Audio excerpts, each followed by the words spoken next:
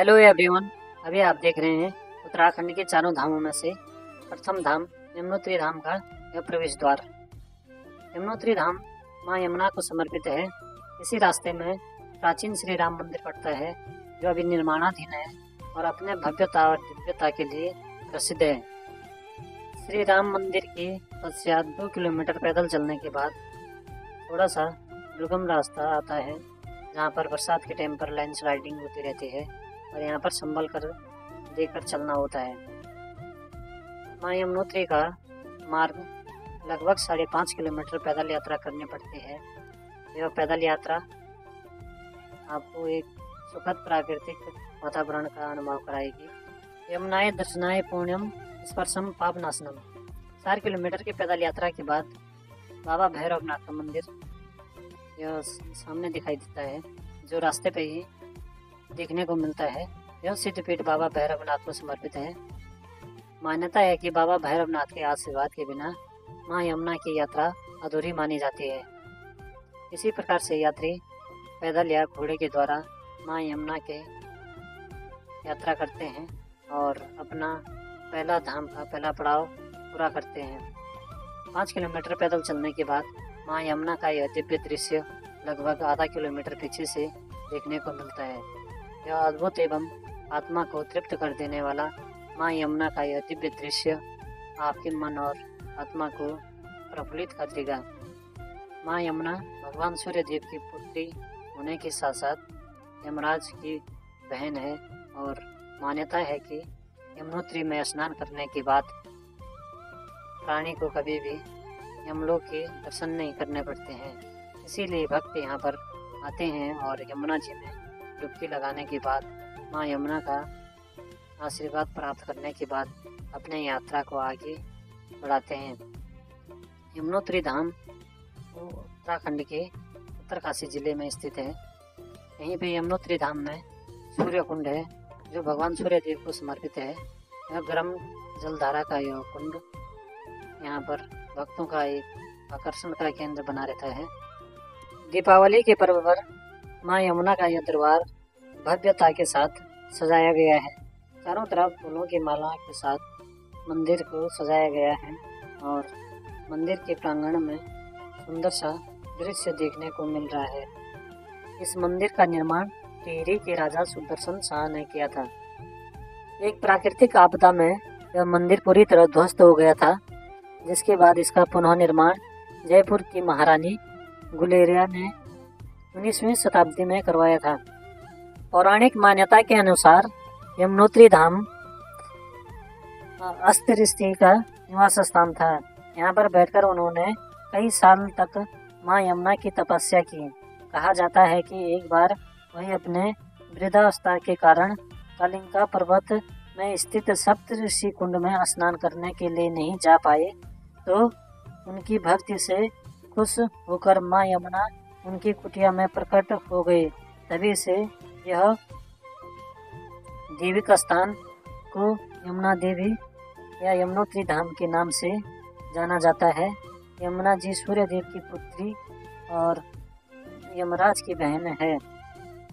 उत्तराखंड के उत्तरकाशी जिले में यमुनोत्री धाम यमुना नदी का उद्गम स्थल है। उत्तराखंड की प्रसिद्ध 4 धाम यात्रा भी यहीं से शुरू होती है। यमुनोत्री धाम हिंदू तीर्थ में सबसे प्रमुख स्थान में से एक माना जाता है।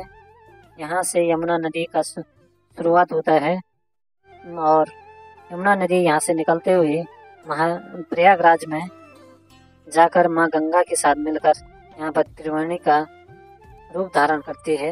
यहाँ पर गंगा, यमुना और सरस्वती का एक संगम होता है, जिसे त्रिवेणी कहा जाता है। यमुनोत्री धाम का प्रसिद्ध सूर्य कुंड भक्तों के बीच में आकर्षण का केंद्र बना हुआ है। यह सूर्य कुंड भगवान सूर्य देव को समर्पित है। यहाँ पर सारे भक्तजन अपने घरों से चावल की पोटली बनाकर लाते हैं और इस सूर्य कुंड में डाल देते हैं।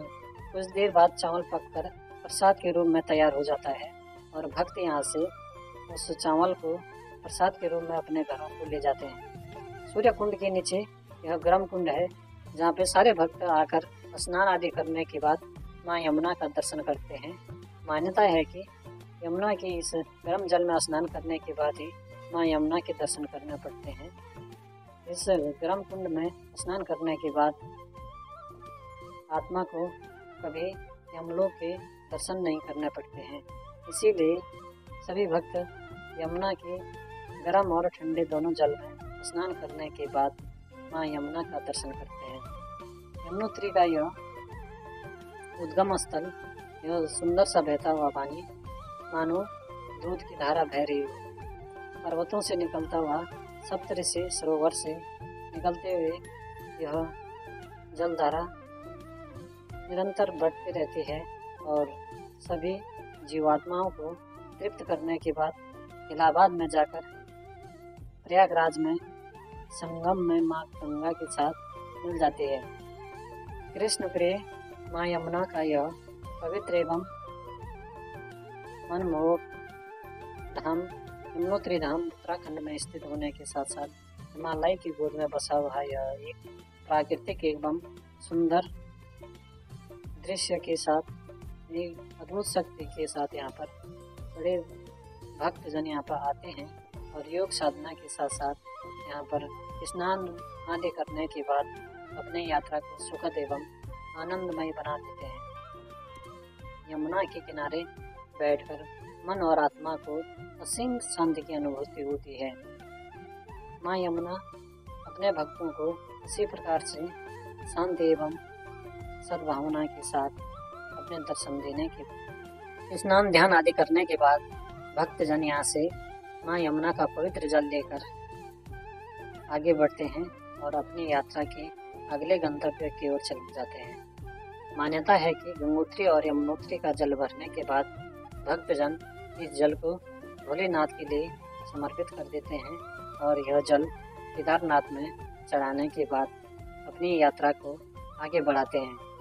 केदारनाथ के बाद मोक्ष का द्वार माना जाने वाला भूवैकुंठ बद्रीधाम की ओर यात्री अपनी अंतिम यात्रा के पड़ाव के लिए जाते हैं। यमुनोत्री धाम जहाँ चारों धामों में से प्रथम धाम पड़ता है, वहीं अंतिम धाम बद्रीनाथ धाम है और पांडवों ने भी यहीं से अपनी अंतिम यात्रा शुरू करी थी। यमुनोत्री गंगोत्री होते हुए केदारनाथ से, और केदारनाथ में पांडवों को भगवान भोलेनाथ के दर्शन हुए थे और केदारनाथ में मंदिर बनाने के बाद पांडव केदारनाथ से सीधे निकल जाते बद्रीनाथ की ओर। लास्ट में बद्रीनाथ में भगवान विष्णु के दर्शन करने के बाद स्वर्ग की ओर चल देते हैं।